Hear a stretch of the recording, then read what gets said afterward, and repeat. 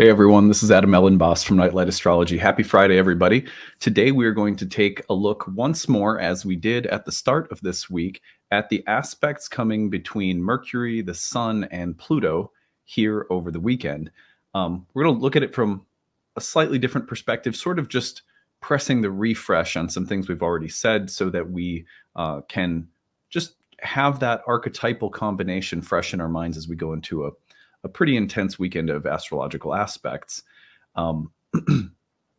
Also, today, what I want to do is talk a little bit about the fact there was something I missed talking about that I actually spent a lot of time talking about in our monthly moon circle, our Roots and Spheres program. And by the way, if you're interested in that, I'll show you where you can connect with that in a minute. And that is the fact that this solar eclipse that we had in the sign of Libra took place pretty close to the fixed star Spica, and also close to another fixed star named Arcturus.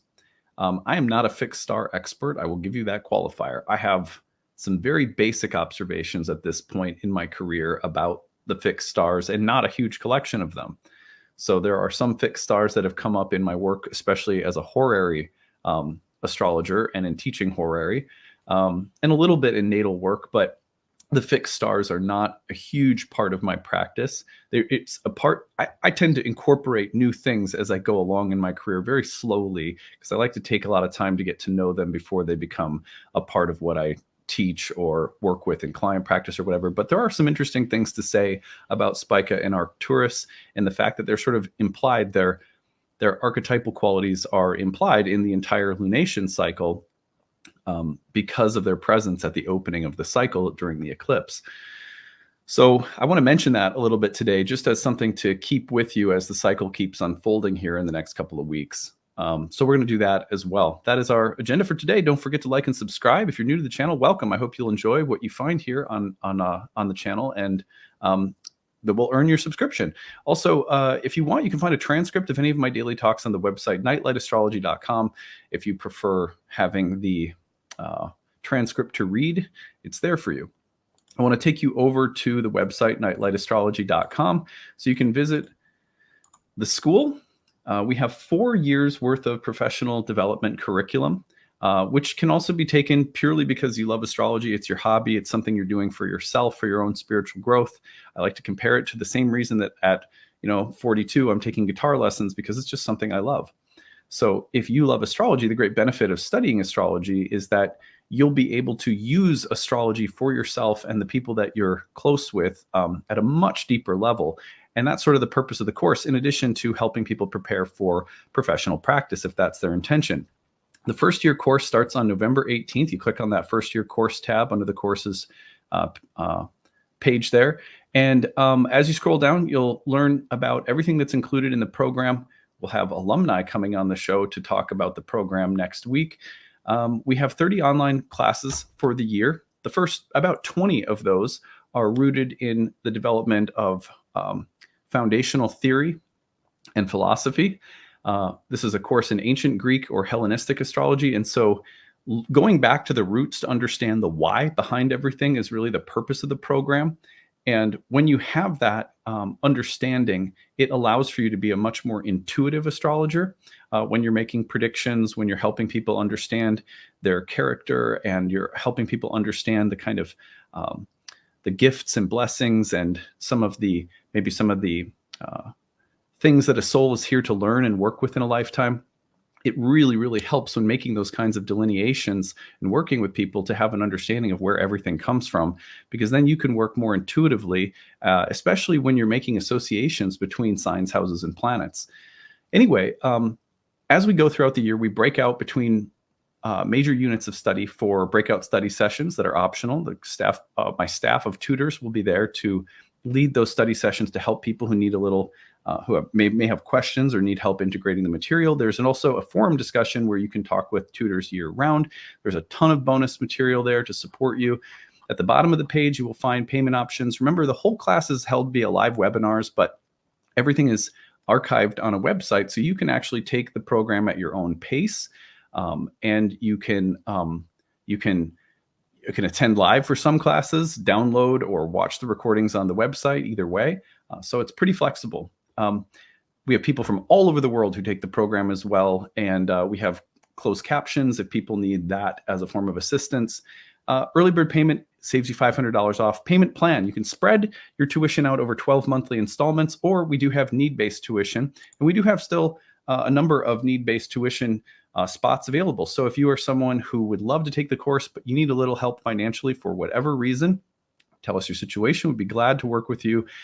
We want to make sure that people aren't priced out of astrology. So we trust people. Look at the price point. If you can't make it, but you really want to take the course, and you're not just, we trust people to not just seek a discount, right? But it's like, I need some help. If you need help for whatever reason, use the tuition assistance. We'd be glad to help you out. Okay, so on that note, by the way, when you're on NightLight Astrology under the courses page, click on Roots and Spheres. If you want to join our Moon Circle in 2024, we meet each month. We talk about the astrology of the month before the new and full moons, and we diet particular plant teachers every month that are helping us to work with the astrological configurations of each lunation cycle. It's been a really great circle this year. We got another one starting in January of 2024. You can sign up. There's a payment plan for that too, tuition assistance for that as well. And that course is a very, that's one of our most accessible price points is what I'm trying to say. But there still is need-based tuition if you, for some reason, would need it. All right. Well, anyway, so I want to start off by we're going to talk about Sun Pluto and Mercury Pluto and so forth, because that's what's coming here over the weekend. But first I want to talk just a little bit about the fixed stars, Arcturus and Spica. Now, the reason for talking about these is that Spica lands at around 23 and a half or so degrees of Libra, if I'm remembering correctly. And Arcturus lands at just over 24 degrees of Libra. The eclipse was close to 22 Libra. So we have two fixed stars within about 2 degrees of the eclipse. And that is the orb that a lot of traditional astrologers would give these stars, suggesting that the eclipse would be influenced by their proximity. So what are these stars about? And this is just, again, I'm not an expert, so I've just got kind of a quick sloppy rundown for you guys of like here's stuff to think about, okay? First of all, I'm just going to talk about what I know about Spica. Arcturus is a little bit more foreign to me. I'm not, like I said, I'm not a fixed star expert, but I happen to have one of my natal planets configured with Spica. And so I feel like I know a little bit of that planet because every time Pluto gets activated, there's been many occasions where I feel like I've gotten some personal insight into Spica. And then that's a fixed star that one of my horary teachers like to emphasize. And so I've seen it in a lot of horary charts. Here's what I can say about Spica. There's something about Spica that seems to, on the one hand, there's the side of the fixed star Spica that grants some kind of success in business and economic matters. It points toward things like good fortune in business. Like it can be a very fortunate star for things working out well in like your own business or work or your professional life, especially when it comes to things being sort of abundant. I'm going to read you something about Spica in a minute that will qualify that more. First, I just want to speak from my experience. Second is that there's this weird thing about cosmic karmic justice with Spica, where there's this kind of aura of protection, and people who are being mistreated or even have become victims of some oppressor or oppressive force will sometimes experience good fortune later in life, or some kind of karmic balancing that comes about as a form of like mediation, or like there's eventually people who have like strong Spica configurations, if they go through something really unfortunate, there's a weird way in which eventually it's almost like you get rewarded, or the cosmic justice tilts in the opposite direction and you feel redeemed, or like is the word vindicated? Is that right? Yeah.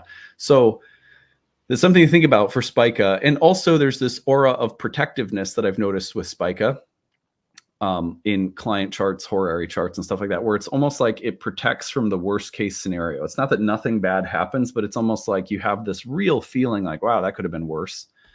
So those are my observations about Spica. Arcturus, I don't know as well. So I want to read you now some things. I think there's a great website if you want to learn more about fixed stars. One of the places I go to, there's a few, but one of the places I go to is astrologyking.com. Not to be confused with the other king of YouTube. but if you go to astrologyking.com and you look at the collection of fixed star write-ups, they're really good. They're really solid. And there's a lot of examples of people who have planets conjoin those stars and so forth.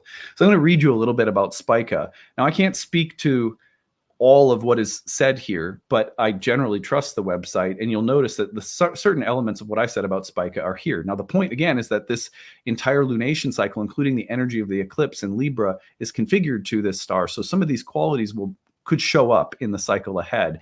And I think we might even see some of those coming as we've got all these squares to Pluto over the weekend.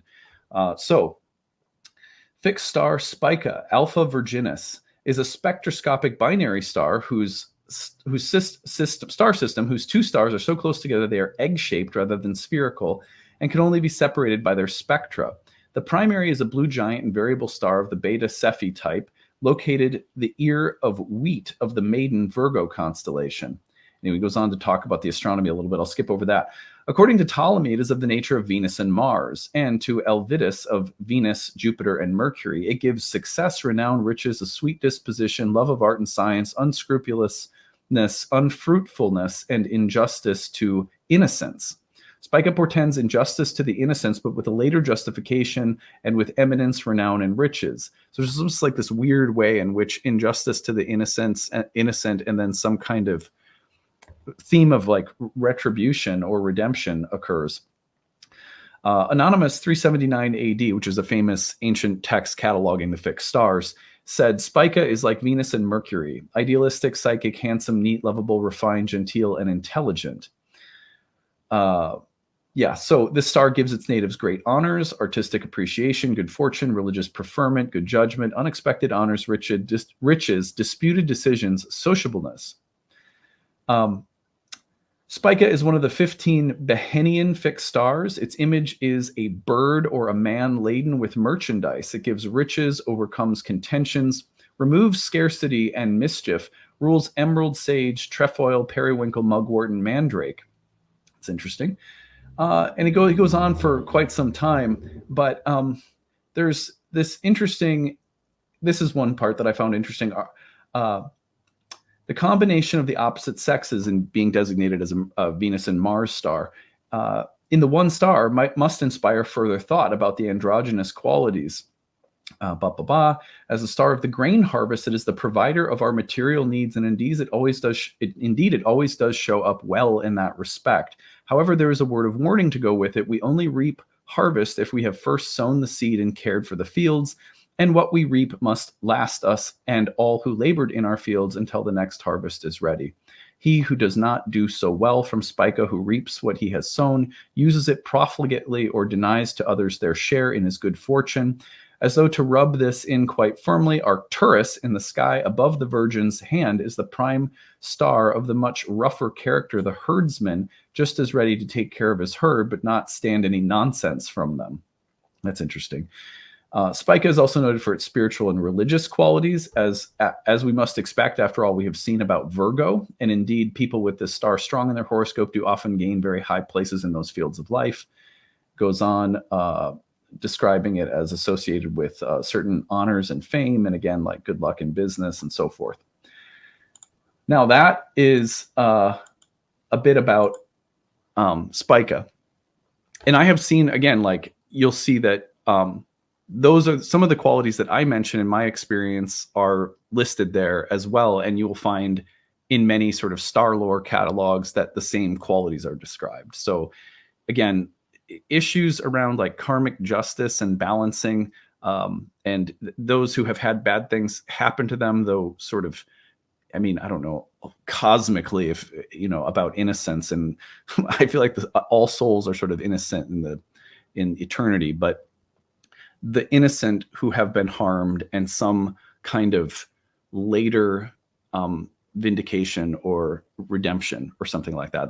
That seems to occur. Like I've seen Spica show up in many cases where someone gets dicked over in a custody battle or a divorce proceeding, and then later somehow the scales tip in the opposite direction and they end up being provided for somehow, or like their ex or whatever ends up having to pay money that eventually it looked like they were going to get away with not having to pay or something like that. There's like a lot of those kinds of stories that I've seen.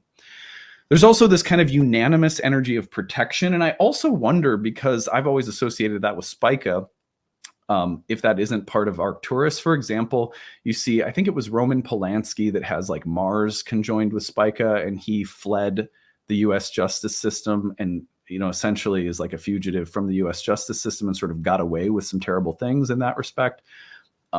There does seem to be this way in which Spica grants protection, but that protection could even be like given to people who don't always deserve it. But then there's also this weird way in which you never really get away with anything with Spica. It's an interesting, there's themes of like karmic justice and protection. But anyway, so fixed star Arcturus, which I didn't really know about until I did some reading, because one of my TAs, her name's Erin, she mentioned that Arcturus is also at 24 Libra, and we should think about that with the eclipse. And I was like, oh, that's interesting. I don't, again, just my own ignorance about a lot of the fixed stars. So I said, okay, let's look it up. Fixed star Arcturus gives riches, honors, high renown, self-determination, and prosperity by navigation and voyages. Oh, wow, that's interesting. And according to Anonymous of 379, Arcturus is like Jupiter and Mars: high ambition, pride, love of power, grandeur of view, if rising, military honors, of culminating ecclesiastical honor, marital preferment, prosperity in business. Yeah, that's interesting. Excuse me. Now, where is this one? There's this one part of it that's really interesting. Yes, here we see the role of Arcturus, a protector, yes, but an unbiased protector of all. While we take what we may from Spica, from the symbol of the heavens and earth together, we are protected. But abuse that bounty or take it from others or deny it to them, and the regent protector's steps in upon us as upon any other predator. We are ourselves that same regent, of course, so that it is our own hand indeed that calls us sharply to order. That is why older texts warn of Arcturus above the inviting Spica, as though God has maliciously placed a bad star right on a good one. One must marvel at the debased kind of astrology that does not accept a need to give as well as to receive of life's bounties. That's interesting. So anyway, I thought that those were just a pair of interesting stars. If you're curious to read more, again, you check out the Astrology King website, which is a nice catalog of fixed stars. But yeah, basically, I feel like one thing that we can add into the Libran symbolism of this eclipse with fixed star Spica and Arcturus is really interesting dynamics around things that are given and things that are taken away, receiving like rewards for one's merit and also receiving correction.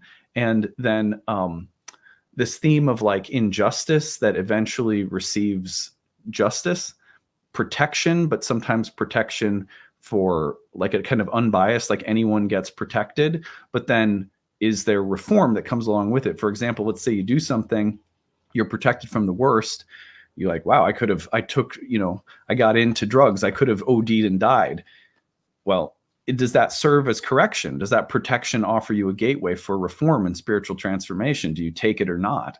Because there is this sort of implied sense that like bad people may get away with something, but that there's with it a sense of the opportunity to reform, like you're being given a free pass here, but you better not abuse it. There's something like that going on with these stars, in my experience, at least with Spica for sure. But now I'm wondering, hey, maybe I've been kind of conflating these two stars all along, since apparently people have really looked at them as two stars that sort of work together because of their close proximity. Anyway, food for thought. I hope it's interesting. Let's return to the astrology of the weekend just to take a look at it. All right. So you can see that what's happening is we've got a last quarter moon coming through, and Friday the 20th, today, into Saturday, we have the sun and Mercury passing through the square to Pluto. So that is the dynamic. Now, on Sunday, Venus will connect in a trine with Jupiter. So I really do feel like the weekend ends well. And there's something about this passage that's really important for the health of Venus as well, because Venus and Mercury are in a mutual reception. Mercury is going through the heart of the sun and squaring Pluto, and then it's starting to recover from a more damaged position, at which point the fact that it's in a mutual reception with the fallen Venus would seem to improve, especially because Venus is also hitting a benefic trine to Jupiter, who is in Venus's sign. So it's as though we have to go through something this weekend, but as soon as we do, there's an energy of like, the high tide lifts all the boats. I think I said that earlier in the week, that everything is going to get a little bit better, but we have to kind of walk through this Plutonian portal. That is what it is. So what can we say about the sun square Pluto? One is that whenever the sun squares Pluto, I feel like the opportunity for regeneration to look at where things are decaying, falling apart, where some kind of stagnant or energy is pulling us down, and to say, no, I'm going to, it could be, let me give you the most mundane example that I can think of. Let's say you've gotten off the horse a little bit with your diet, your sleep pattern, your exercise routine, your morning, rituals, whatever they are. I'm thinking of the kinds of things that I have going on in my life. You start feeling like you're getting pulled down. I think of, do you guys ever see the movie The Labyrinth with David Bowie? And what was the girl's name? She became really famous too. I can see her face. Anyway, you know the girl I'm talking about. And there's this place called the Bog of Eternal Stench. You feel like sun squares Pluto, and you're like, oh, I can feel the Bog of Eternal Stench, trying to pull me down. And it is time for me to take action so that the light might rise up again. Because when it's getting pulled down, it's like, for example, I remember when I was in graduate school, I tended to go out and party on the weekends. But by Sunday, I'd be like, oh, I better start rebooting the system, because otherwise I'm going to fall apart. And I have a whole week worth of, teaching and work coming up again. But there's just a sense of needing to press the renewal button. Otherwise, you're going to go down into a much more difficult and heavy place. And so the work of pulling yourself out of the Bog of Eternal Stench is worth it when the sun and Pluto come together in a square, conjunction, whatever. A square, though, is, it's a little bit more confrontational. It's like, it's going to burn a little bit. It's kind of like that first workout back at the gym after a couple weeks off or something. I had that happen to me this summer because of travel. And then I came back to the gym after like about 2 weeks of not being there because of going to Colorado and so forth. Get back to the gym and I was like, oh, this hurts. Oh my God. But then before you know it, a couple days later, you're like, oh, thank God. If I wouldn't have gotten back and gone through that burn, it could have been a lot worse. That's sort of in a nutshell what Sun Pluto transits are like. Of course, when they last several years in your birth chart's different story, because then you're dealing with the weight of unconscious patterns that, it's not just a Monday back at the gym. It's sort of like a 2-year period of getting back to the gym. It'll dig up such tremendous stuff to be released, like, oh, look at all of these unconscious materials that have been, draining me in ways that are much longer and perpetual. So that's the difference between a quick Sun Pluto transit over the weekend and one hitting your chart for a couple of years. But yeah, the weekend offers us an opportunity for renewal. But there's like a burning off of detritus in the midst of it. I think that's the easiest thing we could say going into this weekend without rehashing all of the, like a 10-point list or something. I really didn't want to go so deeply into it today. Mercury, Pluto, it reminds me that there's hard things to say, choices to be made. You're not going to please everyone. So a kind of unconscious energy coming up around relationships and conversations and choices and values and having to choose between things or people, and always being afraid of, your social calculations not adding up and we're like receiving a bad grade from the universe or from another person or something. We have to face that fear this weekend. And if we do so, I think we will feel that it's all okay. That Venus trines Jupiter by the end of the weekend. It's like it's all good. You made it through a hard patch, but you were honest, you were real. You didn't let things pull you down. You worked through it. You felt the burn, and now things are lifting up again. And this really is the critical transformation of the entire lunation cycle, because everything's sort of moving right into Scorpio after this. So that kind of Libran moment of like judgment and balancing and so forth is really just this first week of the eclipse cycle. But you could see some of the themes that we talked about with these fixed stars. You could see that playing out through the rest of the cycle. It'll be interesting to watch. Anyway, I'd love to hear from you guys and hear what you're noticing as these transits come in over the weekend. And hopefully it was fun to learn a little bit about Spica and Arcturus.